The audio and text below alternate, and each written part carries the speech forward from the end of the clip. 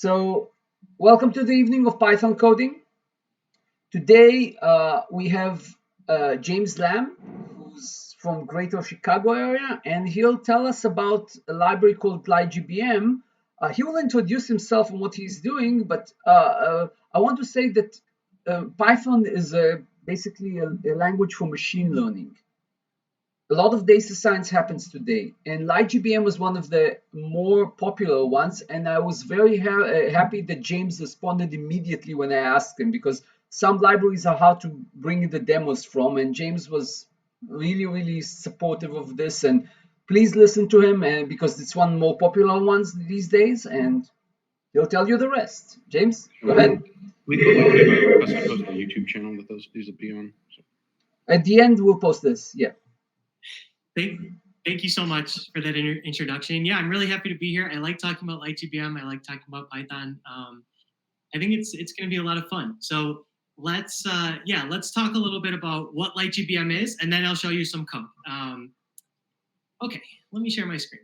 And for a second, you're all going to see yourselves. So it's going to be really weird, and then I'm going to click away, and it'll be fine.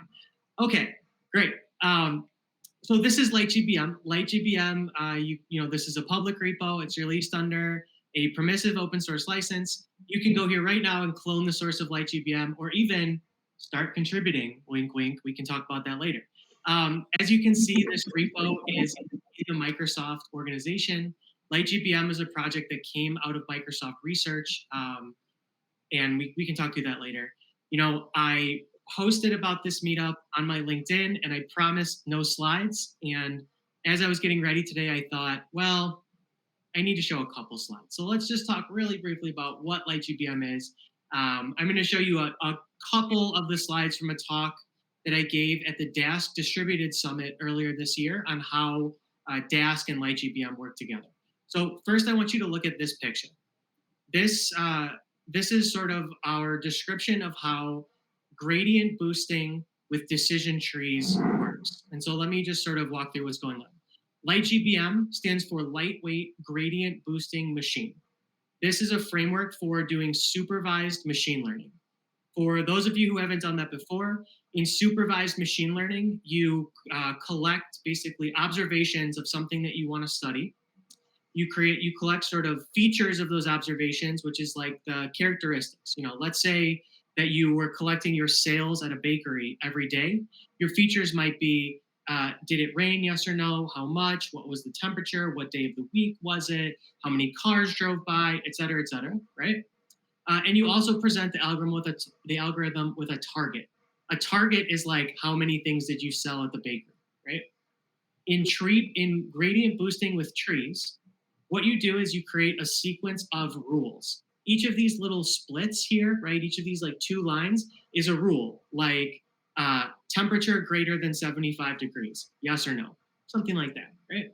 And you create one of these trees and you stack up these rules, and the algorithm is intended to pick rules that best explain the observations you've presented. And you say, here's my set of rules. I'm going to predict that I'm going to sell this many things in my bakery if the temperature is greater than 75 degrees and it's a weekend. Something like that, right? Where the word boosting comes in is you create one such tree, that thing makes predictions, and then you compare those predictions to what actually happened. The difference between those 2 things is what's called a residual. And then you sort of create a second tree whose job is to explain how the features relate to the residual. And you just keep going and keep going and keep going on this process. And eventually at the end, what you get is a model. And the model is a collection of these trees. We're making a prediction on a new piece of data, say like, what are my sales going to be tomorrow? Just means sort of computing the features and then passing the observation through every tree and adding up all the results. That's all you need to know, that there are trees and we're going to make a bunch of them and then we're going to add them together. LightGBM is written in C++. The Python package wraps the C++ code. That's all we need to say about that. This is not relevant. This is not relevant. One of the key ideas here, actually, I'll back up. Let's talk a little bit more about this.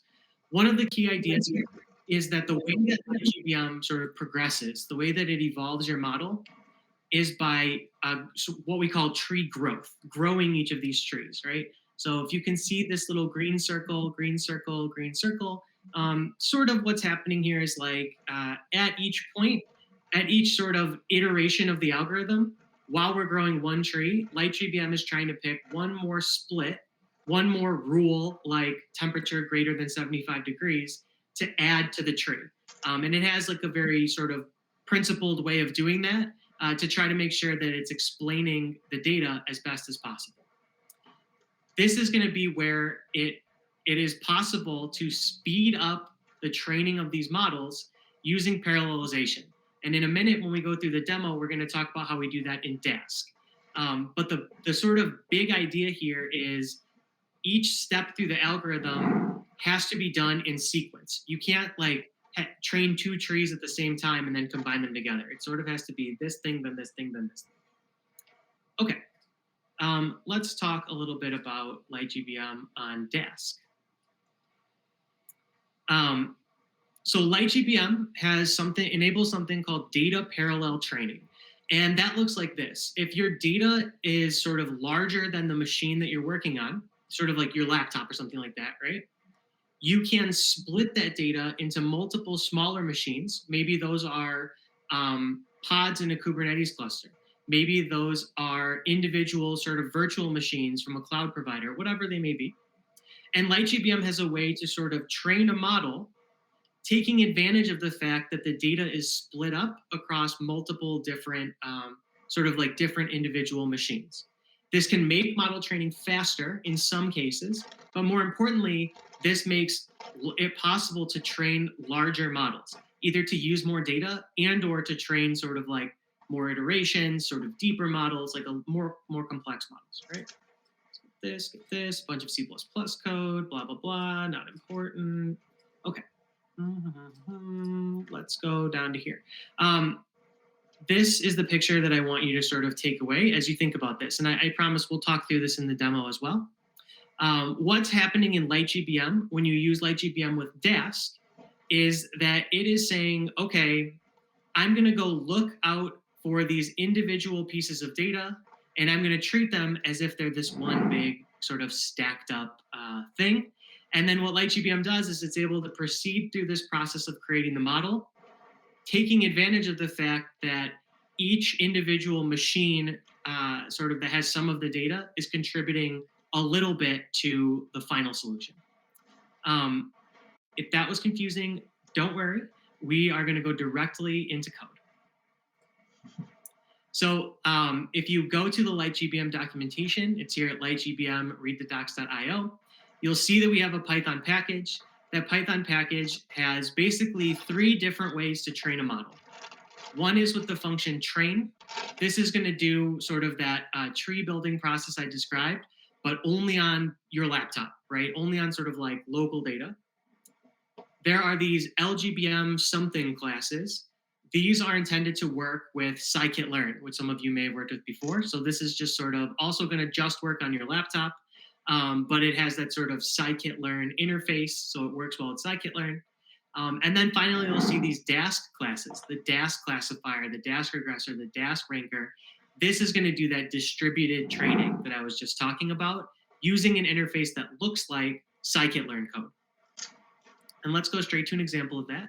I think that the details of this have been shared in the meetup, but in case they weren't, you can go to my GitHub, github.com/JamesLamb, LightGBM Dask testing. This is the setup that I use to test different features in the Dask interface to LightGBM when I'm working on them. This will let you spin up a Dask cluster either from a cloud provider or directly on your laptop across multiple processes within a Docker container. And I've already started that running. You know, this is sort of like when you watch those cooking shows and they're like, put the turkey in the oven for 5 hours and they come back from the commercial. It's like, it's a turkey. I already kind of started this up. And we're going to just briefly walk through two notebooks. And I'll just show a little bit of LightGBM's functionality and sort of what's going on in here. Okay, so the first thing I'm going to do, let me zoom this up a little bit. The first thing I'm going to do is show an example of training a LightGBM model just on one machine. So this is going to use Dask for sort of parallelizing the code, basically running multiple things on this machine at the same time, but it is not going to take advantage of multiple machines out in the world. This is all going to just happen on my laptop. When you work in Dask, you create something called a cluster. A cluster is just basically a group of processes that are all sort of talking to a central controller called a scheduler. A client is a class in Python that in the Dask library that you can use to communicate with the cluster and basically give it work to do. And what's really nice is if you have Bokeh installed, you're also going to get this little dashboard from Dask that'll show you what's going on. This isn't very interesting right now because I'm not running any code. So next I'm going to create some data. I'm going to use something called Dask Array. Dask Array is intended to have the same API as NumPy, which I know some of you call NumPy. I really don't want to have that fight. Just know that I'm right.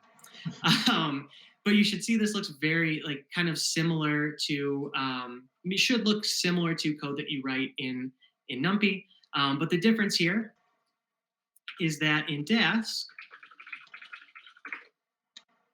oops.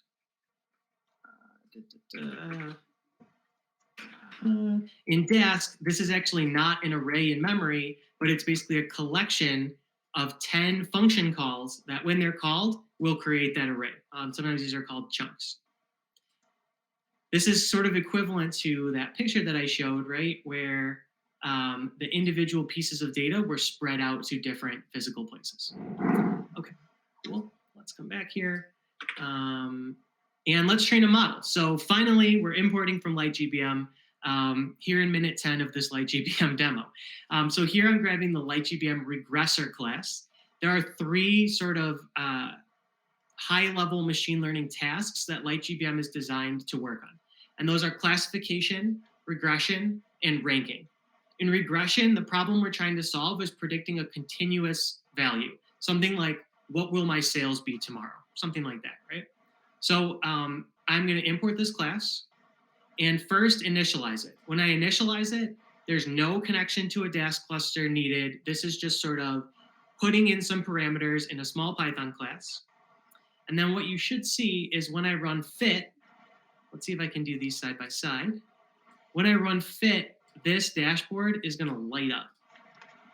The fit method on the regressor says, okay, I know the parameters you want me to use to create models. Please create a new model based on this specific input data. So let's go. Okay, here we go. Stuff's happening. You got to catch it kind of fast. I try to make these examples a little bit small, but what you can see is there's some data moving around. Let me just zoom this back down a little bit. And now we have this super long running task. We look at the task graph. See, everything is already almost finished. Let's come back here. And yeah, everything should have already finished now over in our notebook. And it has. So what you can kind of see, I know that was like very, very, very quick. Let's run this again for a few more iterations so that I can show you all the stuff. In the Dask dashboard, you'll be able to see this graph view. This is way cooler, right? Here's the 2 different types of data. Sort of remember those features and the target being kind of like slapped together into a single data set. And then LightGBM was running multiple training tasks, and now it's sort of done. It still went fast. Good enough. Anyway, what we're going to see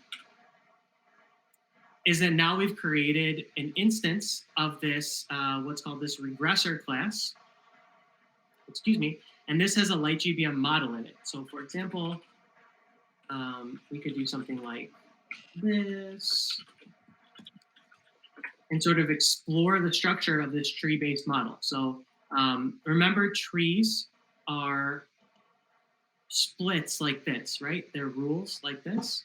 So what you're seeing here, for example, is, okay, in this tree, the first node used this feature called column 52, and it said, I'm going to make a new rule that is like all the data where column 52 is less than negative 0.7 goes one way, and all the data where it's greater than it goes the other way. Just trust me that this is a tree. Now we have a model. Who cares, right? Like, who cares? Why does it matter that we have a model? Well, we create machine learning models to create predictions.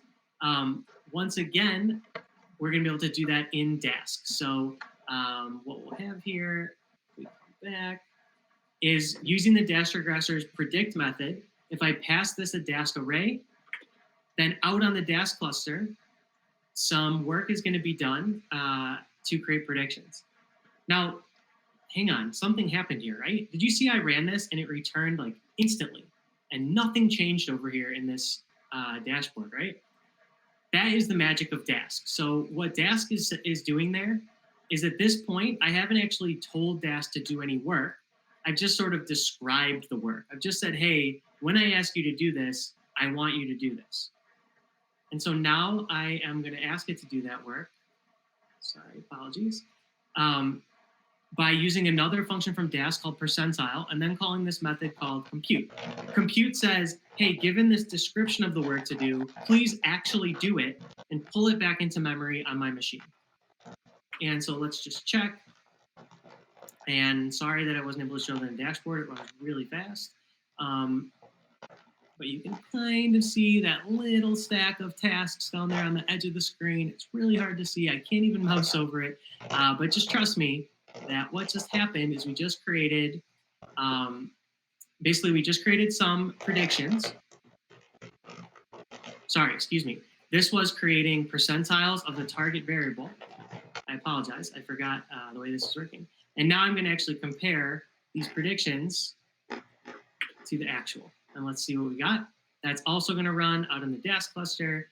And let's think about this, right? My mean absolute error, the amount that I tend to be off by, is 14.9. And this data is distributed between -400 and -627. That means this is a horrific, terrible model. That's intentional. You know, I've kept sort of the parameters here small so that the examples run fast. They're working on a small amount of data. But I hope you can see sort of the generic API, how this is working. The big thing to take away is LightGBM produces models that are a collection of trees like this. And you can use LightGBM and Dask together to do that, sort of taking advantage of the power of multiple machines at the same time. There's another demo here that I won't run today, but that you can absolutely take a look at that does the same thing out on a public cloud provider, in this case, AWS. So all I'll show you is with very, very similar code, setting up the Dask client, doing the Dask array stuff, exact same code from LightGBM. You can actually train a LightGBM model using a service called Amazon ECS. Any sort of thing that can run Docker containers, you can use this sort of same framework with. With that, I think that that's enough of sort of an introduction to what LightGBM does. The last pitch that I'll make is if you are ever interested in contributing, you can go to this link. We have a ton of open issues. If you go to the issues page, you can see a list of feature requests.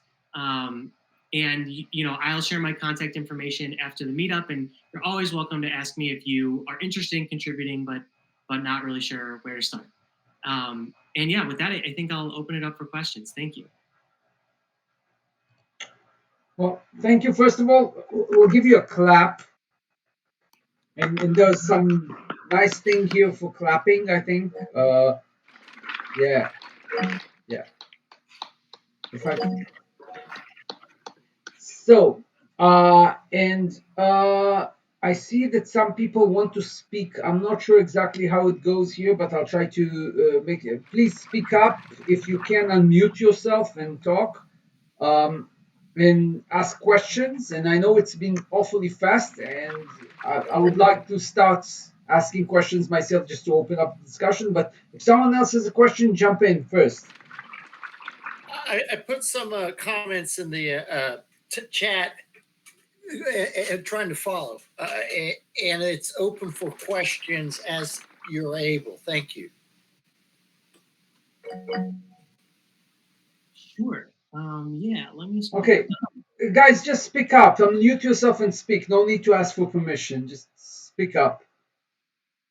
if you have problems and you cannot, then let me know. I'll try to unmute you or something. But I'm not sure it's working all the time. So So go ahead. essentially, sorry, me speaking as someone who is a beginner in Python. Yeah. What exactly is a machine? Is it just like a chunk of code that just runs information very quickly and interprets it in a way that your organization can use? Great question. So the way that I use the word machine in this, so the question was like, what do you mean by machine, right? You're going to find as you do software development that words like machine, node, and worker are used interchangeably, and they mean different things in different contexts. So let me explain. In the context of Dask, a worker, or sometimes called a machine, but usually a worker in Dask, refers to a process that is doing a dedicated piece of work. So that could be you open two terminals on your laptop and you run Dask Worker, and they're both there on your laptop. Or it could be you have two, say like virtual machines, basically servers that you get from a cloud provider that are physically separate. They're on different racks. Maybe they're in different parts of the world, both running that process. Could be whatever.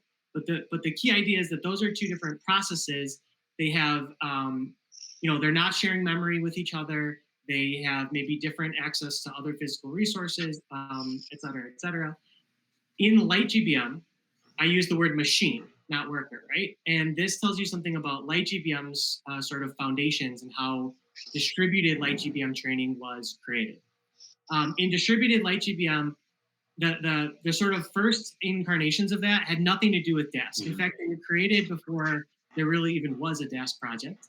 And in this case, the way machine literally meant a physical server. It literally meant two physical different servers that you would sort of shell into, and you'd run a command like LightGBM, something, whatever, enough stuff for the two processes to find each other on a network and talk back and forth.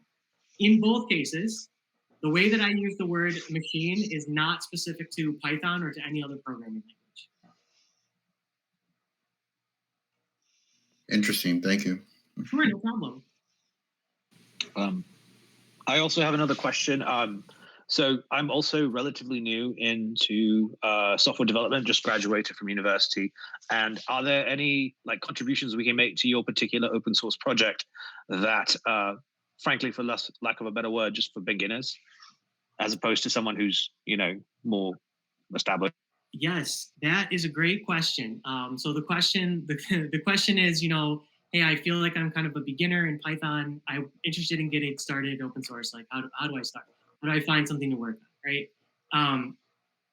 Most of my first contributions in open source were things like this: fixing typos and documentation. My first commit to Apache Spark was a line in their documentation that said there are two ways to run this type of cluster that was on top of a 3-pointed bullet list, and I changed it from 2 to 3. I changed it from 2 to many, okay? It is writing tests, right? Library maintainers, software maintainers are always thankful if you say, hey, I looked at your code coverage report. I noticed that this line isn't covered by a test. This specific combination of inputs, here's a test. It was writing documentation. It was removing unused imports. If you use a tool in Python, I'll list some for you, like Pylint or Flake8, you'll find warnings that are not just about style, that are actually about the sort of efficiency and correctness of Python code. So for example, you go to a project that one of the things I like to do when I get started, when I say I want to go contribute to this project, is I just run Pylint over the code base, because not that many open source projects use Pylint. Actually, they're like, it's kind of strict, it's kind of verbose, and they're maybe, in my opinion, unjustifiably afraid of it. But either way, you may find things like, oh, this module is importing pandas, and there's no pandas code in this module. Hey, I made this PR, I noticed this isn't used. You can do that without knowing very much about that project or even like what the project does, right? Those are things I'd suggest just looking at generically. And you're not always going to find sort of an issue in a project's backlog that says, will someone please run Pylint over our code and find unused inputs, right? So those things I think are generally always accepted. In LightGBM specifically, I know the way that you asked the question was like, is there anything that in my projects that people can work on? let me share my screen if that's all right. I'll show you something that we do that a lot of open source projects managed on GitHub do. And that is to use something called GitHub Labels. So if you see all these little bubbles that are like question, awaiting response, et cetera, one that you'll see, really common, not specific to LightGBM, is called good first issue. And good first issue means, hey, we think that this is something that you can work on without needing a lot of context about every part of this project, the whole history of the project. It's sort of like a well-defined, self-contained task. Now, that doesn't mean it's easy, but it means it's like you don't need to understand all of LightGBM to do it. So we have a couple of these in LightGBM.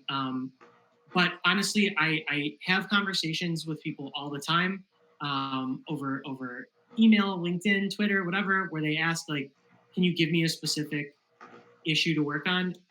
I will share my contact information with all of you. I'm happy to do that for anyone. You know, I started in open source because I had a mentor sort of telling me, hey, here's a very specific thing. Here's how to do it. So you can also contact me after this meetup, and I'd be happy to recommend something. Sounds good. Thank you. Well, I see people want to speak. Just speak out. Don't make those messages. Just jump in. So I just have a question. So just to give you some context, I currently work help desk for a company here in my city, Chicago, Illinois. Hey, that's where I am. Where are you in? Sorry. Anyway. Yeah. So essentially, I work for Jones Lang LaSalle, which is a commercial real estate company. Okay. And essentially, I work help desk on the data quality side of the sales team in the capital markets department, basically. Yeah. So basically, what I do is I look at the data. I have to make sure that the data probably syncs within Salesforce as well as on Tableau and also with various other softwares. And I'm trying to find a way on how I can use Python pandas to try and filter out inactive contacts within Salesforce on a particular Excel sheet. Cool.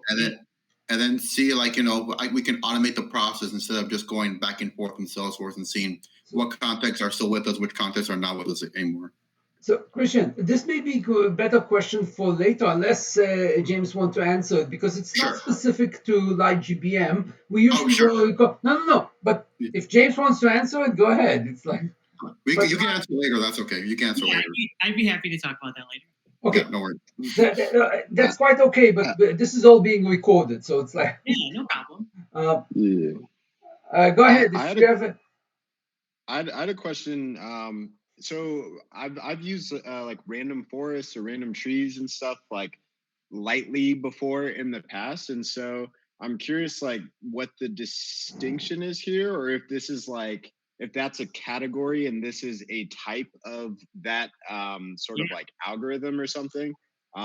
Maybe you mentioned it and I missed it, but I'm curious. Like how would you distinguish between the two of those and like how do you sort of like view that landscape of like similar technologies like this? Yes, great question.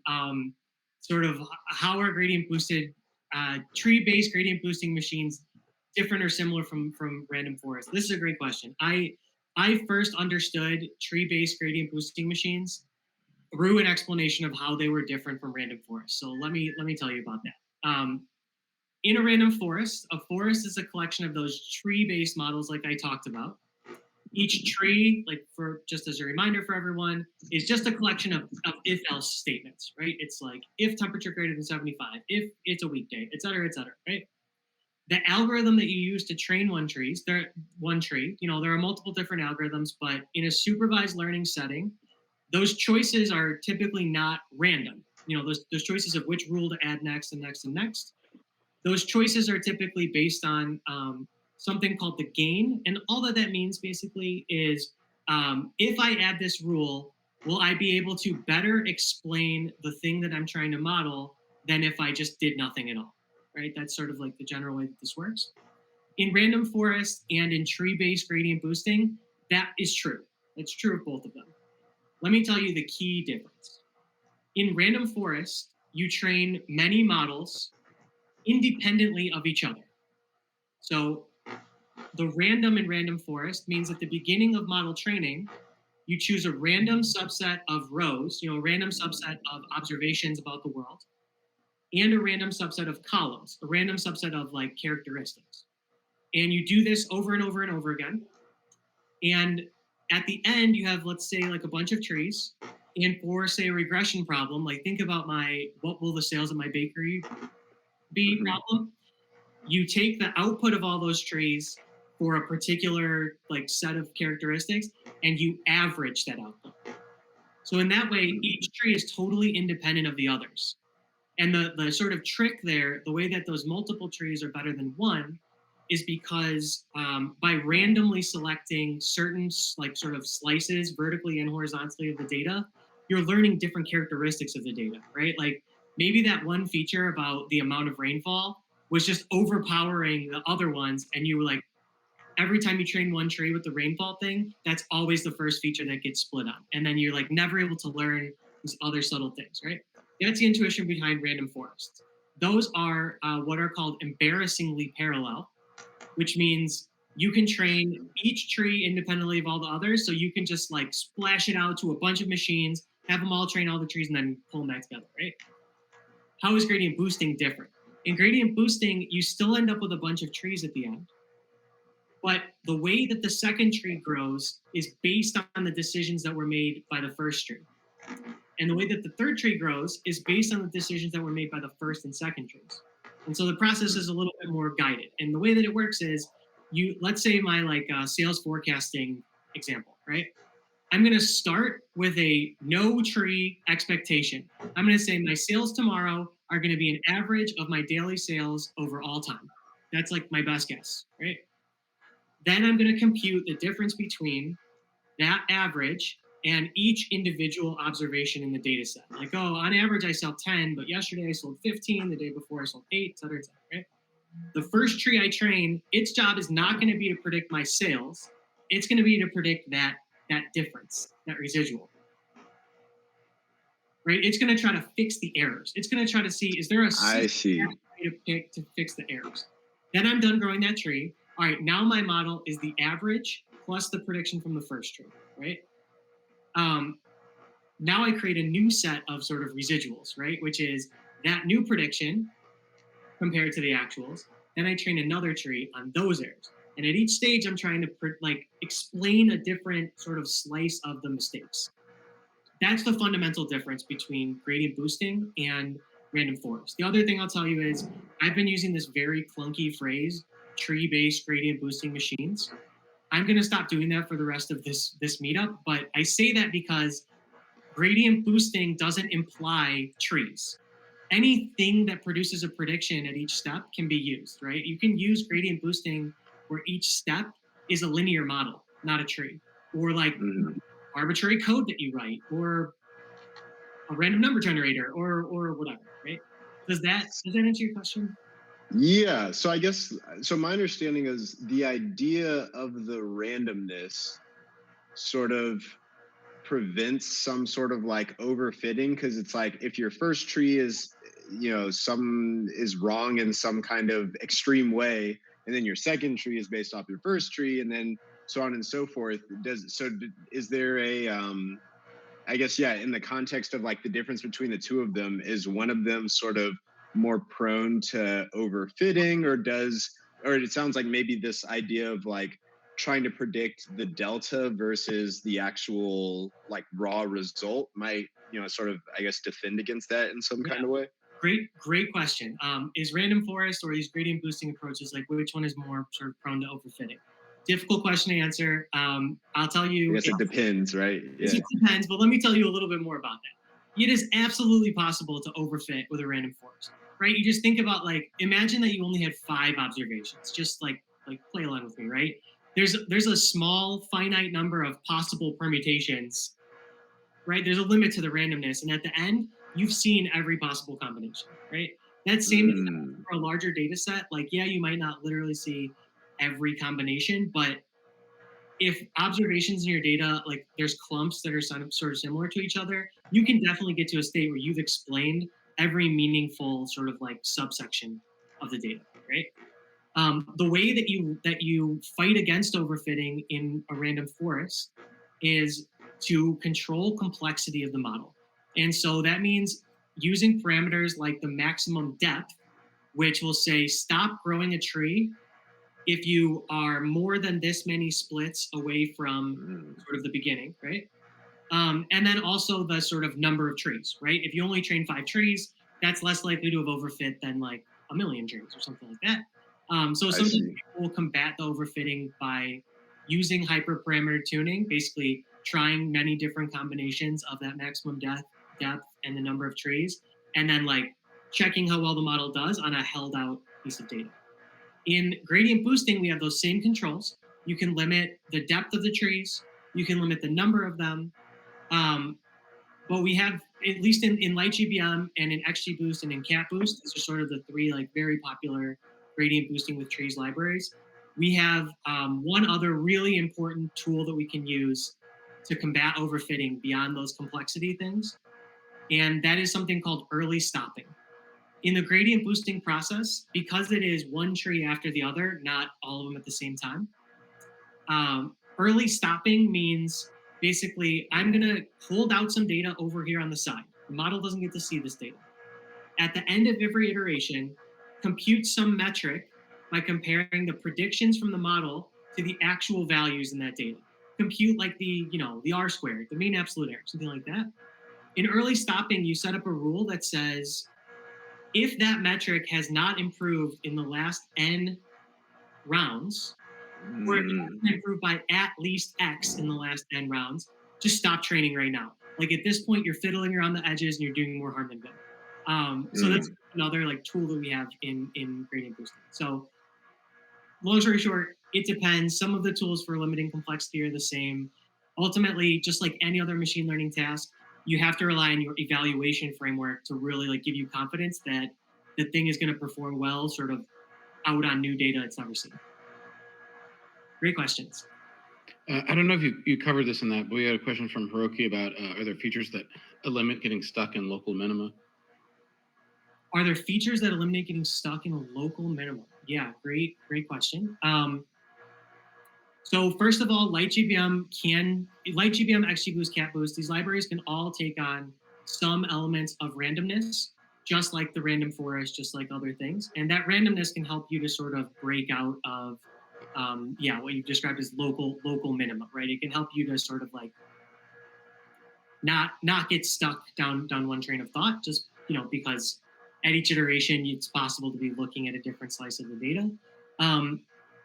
What I'll also tell you is LightGBM is not exactly, I wouldn't think of it exactly the way that you think about like an optimization routine, the way that you think about something that's doing gradient descent. It's not really like that. It's a little bit different than that, right? It is an iterative algorithm where at each stage you're trying to explain something about the training data that has not been explained up to that point. And it's not necessarily like you are increasing and decreasing weights or parameters, if you're used to like training neural nets or something based on the gradient. It's not exactly that. The way the word gradient comes into play in LightGBM is in the use of how basically data is sampled at each stage. So sort of at each stage, LightGBM is using evaluations of the gradient to figure out what are the observations that are not well explained yet. Does that answer your question?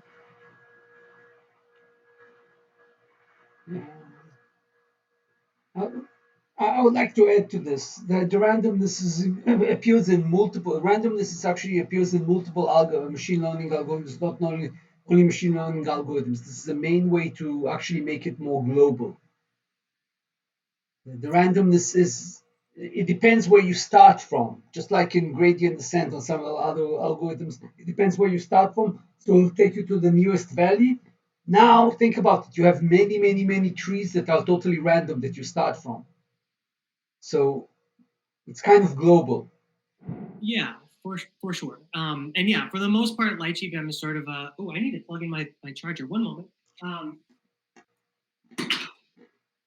You sort of can opt into the amount of randomness that you want, but for the most part, the LightGBM algorithm is not relying on randomness to do its magic. It's sort of like a very principled, one step at a time, iterative approach. One other thing I'll say that seems related to this conversation, it might be interesting, is that you can start the boosting process from your own predictions produced by whatever you want.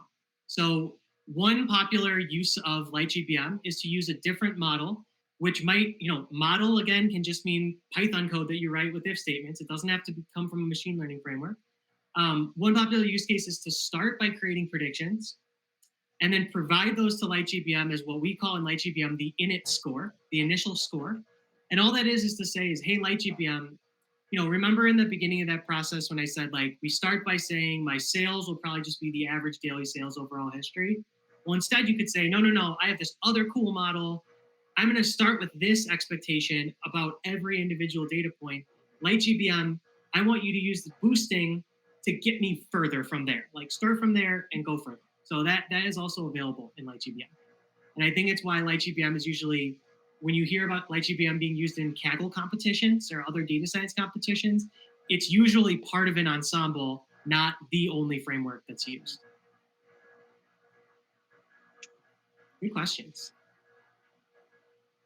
I got another one. Kind of, you mentioned. Well, first of all, so you mentioned that this is a Microsoft project, but you mentioned AWS. I thought that was kind of funny. But Yeah. but I'm curious. But I'm curious. What the when you're running it, like from a operational standpoint, from like you mentioned machines or nodes or however you want to, whatever terminology you want to use. But in practice, I assume you use this in your maybe work or something. And so I'm curious, like, how do you optimize this in terms of like figuring out how much, how many parallel splits to make and how much resources to give to each of those splits? And like, are you typically more, I assume it's probably like GPU bound versus CPU bound versus memory, like, I guess kind of like, where does the biggest bottleneck come in terms of the resources as you're training an actual like real life model? Okay, yeah, these are great questions, and I'm glad you ended that question specifying that this is about training, because there's a whole other. One day I will write a talk called 50 Ways to Deploy a LightGBM Model, but today is not that time. Let's talk about training. Where are you constrained? Sort of what happens. I'll tell you, this is my personal opinion, not the opinion of the LightGBM project. This is me, James Lamb, just coming from the heart. I think that data science teams should use vertical scaling until they can't afford to. And what I mean by that is just get a bigger machine. This distributed training stuff is for really, really, really big models, or for people who are working in environments where like the bureaucracy of their sort of like whoever controls their budget allows them to get many machines, but puts a limit on the sort of maximum size of one machine, right? For example, like if you're working in a university lab and you have a data center on site, there's limits to how much you can just get a bigger machine, right? Like the machines you have in the basement are the ones you have in the basement, right? So first, like I would say, if you are dealing in tens of gigabytes of data, just get one machine. Don't worry about Dask. Don't worry about any like LightGBM for Spark or any of the other stuff. Just get a big machine. Get like 100 gigs of RAM for the hour or two it takes you to train. Do your training and be done with it. I should also say one thing that I didn't talk about is that it's possible for there to be two levels of parallelism in LightGBM happening at the same time. So I talked about this idea of the data being split up, right? And different LightGBM workers sort of like doing their own work independently and talking to each other, right? On a single physical machine, so to make this concrete, let's say my laptop, LightGBM also uses an open source project called OpenMP to do multi-threaded computation. So what that means is, at each point where we're trying to add a split to a tree, we're looking at every combination of like feature, characteristic, is it raining, et cetera, and sort of like a threshold, temperature greater than 75, temperature greater than 80, et cetera, et cetera, et cetera. LightGBM will split up the work of evaluating how good each of those splits are to different threads running on the same machine. So there is another sort of like level of parallelism you can take advantage of to speed things up. I would just keep that in mind. To answer the question of like, what are the biggest bottlenecks?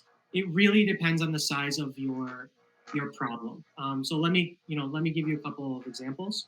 If you're using very high cardinality categorical variables, let's say that you have data on customers for your business and you operate in the US and Canada, and you have a feature that is like their postal code, or maybe even something smaller than their postal code, right?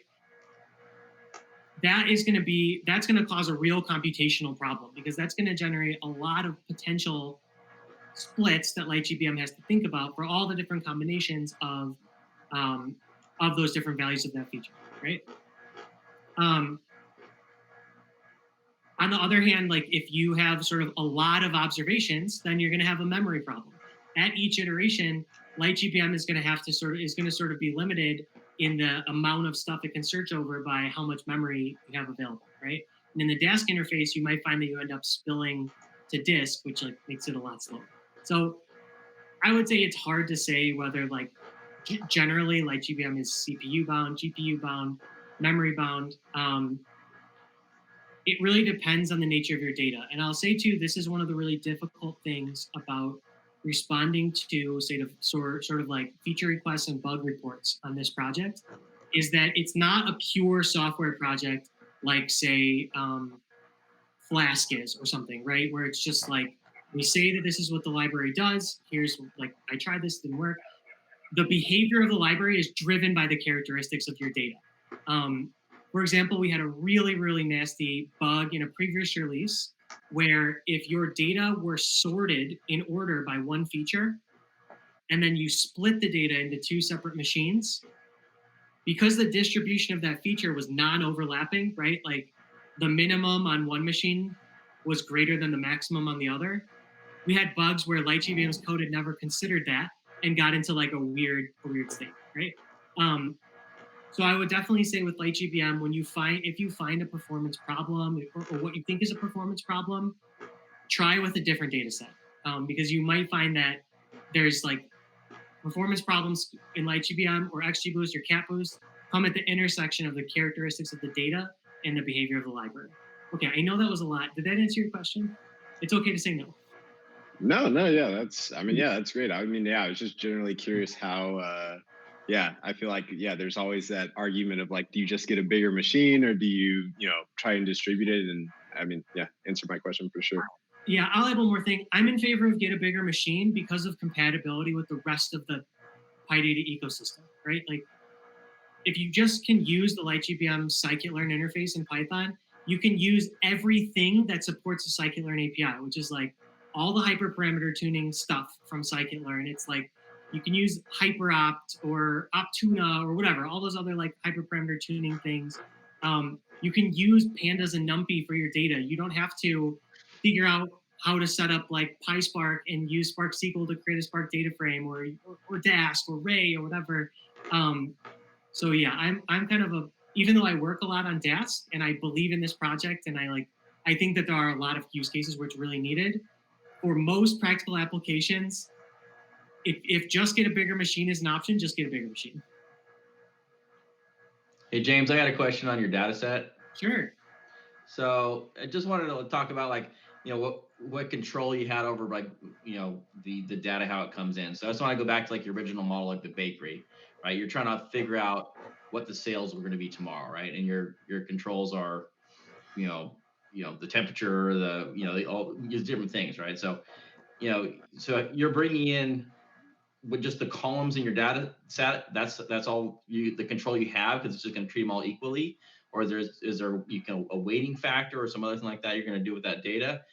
And then my next question is, if you're going to keep doing this every day, right? Like you want to make that data set better every day. So you're going to take like today's data, you're going to record that, and then you want to run that model again and improve your model each day. So you're predicting tomorrow's sales, right? Or something in the future, right? So I just want to see what are the controls you have over that, and what would be the best way to implement that?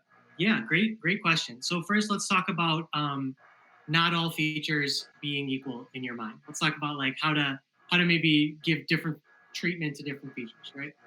The data that LightGBM, XGBoost, and CatBoost work on, it's expected to be tabular, flat, right? You provide a value of a target. The target is the thing you're trying to learn. So in our case, it's a number that's like how much stuff was sold this day, and an array, a flat array of features, where each feature, it could have values that are numbers, like the temperature. It could have values that are sort of categorical levels, like what day of the week is it, what month, yes, no, is it a holiday, stuff like that, right? When you work in LightGBM, this is sort of details that I glazed over. LightGBM is going to do some pre-processing on your data. The first thing it's going to look at is, can I drop any of these features right away? So for example, one of the ways that you limit the complexity of the model that's trained is through this. Was I muted? Yeah. Go ahead. Continue. For like 2 seconds. 2 seconds. Okay. So one of the ways that you can limit complexity in these models is through something called min, data, and leave. And all that means is when I create all these if statements, right? Do not allow me to create a sequence of these statements that only matches like 2 observations from the historical data, because I think that's too specific. That's like, that rule's not going to work well, right? LightGBM can tell by looking at your what you call controls, right? Your features, if any of them are already going to violate that rule. Like if you have a feature called, like you own a bakery and you have a feature called like number of cars sold, because one time you sold a car, and it's 0 for every observation except the one day that you sold the car, LightGBM is going to throw that feature away. It's going to be like, I can't use this. There's nothing I can do with this, right? Because you said I'm not allowed to make special rules that only match one thing, and there's only 2 possible values of this. Does that make sense? That's one thing you can do. Next, there's something in LightGBM called feature fraction. And feature fraction is a parameter that says, basically, I want you to randomly select features at each training iteration, similar to the random forest. And you can actually pass an array of probabilities there that make certain features more likely to be considered at each iteration than other features. So if you personally like have sort of some intuition, some business understanding that says these features should be more important than these, you can do that. You can say, hey, consider everything, but like more times than not, I want you to really look at feature ABC, right? That's another thing that you get. The third thing that you get in LightGBM, and I think this is the most important one, is that tree-based machine learning models like LightGBM, they have what's called feature selection built into them. You don't have to do it ahead of time. It's part of the algorithm. So at each stage where LightGBM is adding a new split, it is looking at all possible combinations of what you call controls, like characteristics, features, and thresholds, sort of values of those. And it's not randomly choosing between those. It's choosing the one that improves the explanatory power of the model the best. And so what that means is, if you throw garbage data into LightGBM, you are wasting time, but you're probably not going to make your model worse unless you have a very small amount of data. And what you can actually see at the end of a model is we provide some functions that allow you to say, for example, how many times was this feature chosen in a tree? Or what was the total sort of improvement in the explanatory power from the times that this feature was chosen compared to another? Does that answer your question? Yeah. And then you're able to store that on whatever that model is, right, for future use and improve upon it on a kind of reasonable time frame. Yes. So the question of storing the model for future use is the talk I'm going to do one day called 50 Ways to Deploy a LightGBM Model. But I'll just tell you briefly, there's sort of 2 patterns with these gradient boosting models. In the situation that you described, which is like some time passes and I've collected more data and I'd like to create a new model, I would just rerun your training code and create a totally new model and then compare the outputs of that one to the outputs of the model you trained in the past. I wouldn't worry about, say, like picking up the old one and moving on from there, right?